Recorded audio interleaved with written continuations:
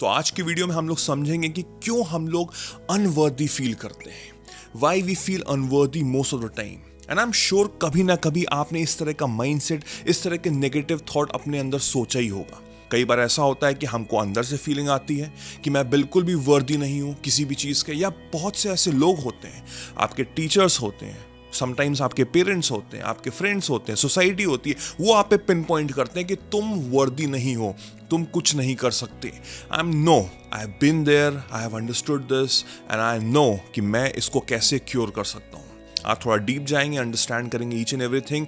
इस वीडियो में बने रहना। मैं सिर्फ 10 मिनट मांग रहा हूँ तुम्हारा, and I can assure you कि तुम्हारा perception towards this negative feeling बिल्कुल बदल के रह जाएगा। So when we feel unworthy is very natural. It's very natural and actually ये एक gift है from God. This is actually a gift from God and the gift is so big कि वो फ्लड की तरह मेरे अंदर आ रहा है। वो फ्लड की तरह मेरे अंदर आ रहा है, मुझे समझ में नहीं आ रहा मैं उस गिफ्ट को कैसे यूज करूं, कैसे मैं इसको अप्लाई करूं अपनी लाइफ में। इट्स अ गिफ्ट जो मेरे साथ हमेशा चल रहा है। ये जो अनवर्दी वाली फीलिंग है ये आपने अर्न नहीं की है। There is no reason for this कि आप अपने माइंड में ऐसा क्यों सोच रहे हैं।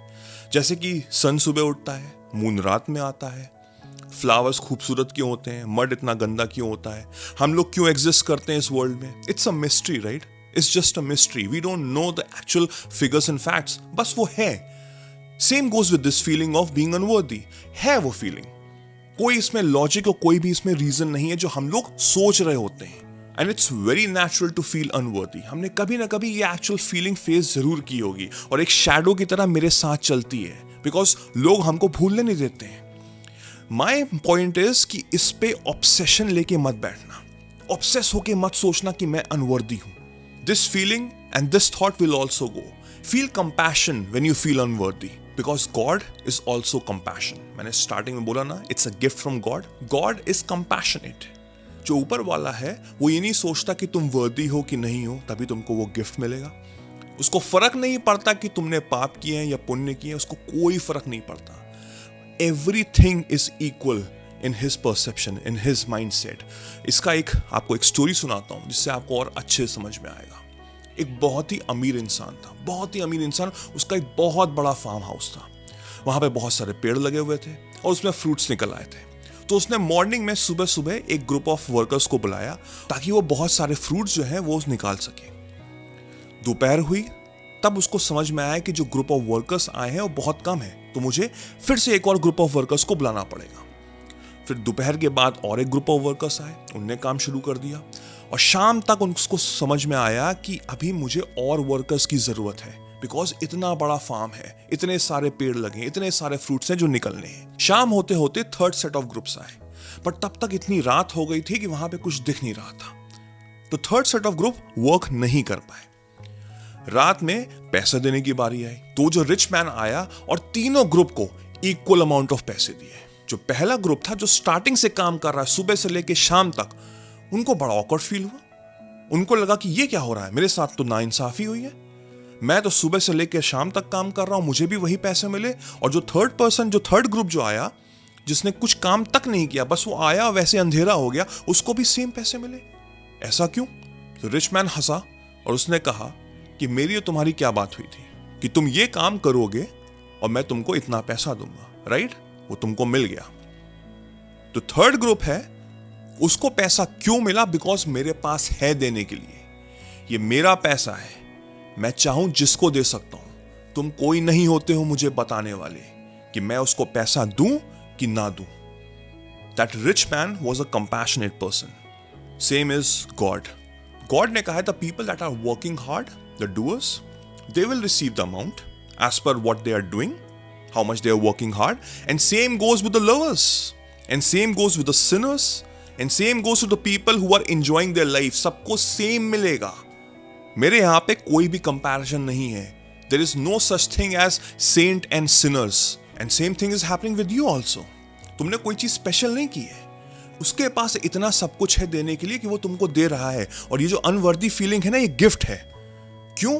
बिकॉज जब हम अनवर्दी फील करते हैं ना, तो हमारे अंदर ईगो नहीं होता है, हमारे अंदर बिल्कुल भी ईगो नहीं होता है। हम सबको एक अच्छे पर्सपेक्टिव से देखते हैं, एक अच्छे माइंडसेट से देखते हैं, बिकॉज हम लोग उस समय थोड़ा सा लो फील कर रहे होते हैं। तो ये गिफ्ट नहीं तो क्या है?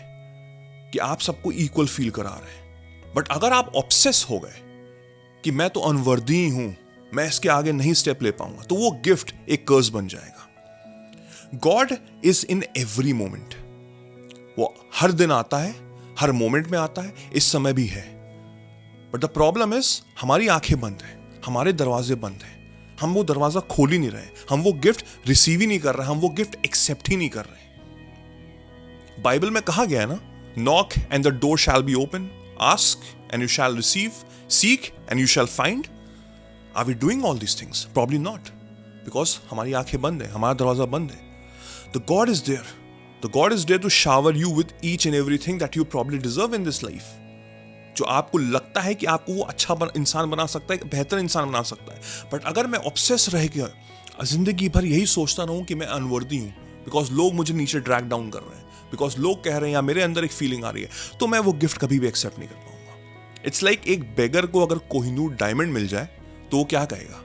वो तो कहेगा I am a unworthy person, ये तो फेक ही होगा, नकली होगा, हो ही नहीं सकता ये कोहिनूर, वो फेक देगा, राइट? बट गॉड ने तो उसको गिफ्ट दिया था, and that gift turned out to be a useless thing for him. But actual में उसको पता नहीं था उसको यूज कैसे करना है। So this unworthy feeling आपको अगर पता लग जाए कि आपको यूज कैसे करना है, just by not obsessing with it, accept it कि वो आपकी शैडो के साथ चलेगी, बट मुझे आगे बढ़ना है, मुझे गॉड से चीजें रिसीव करनी है एज अ गिफ्ट।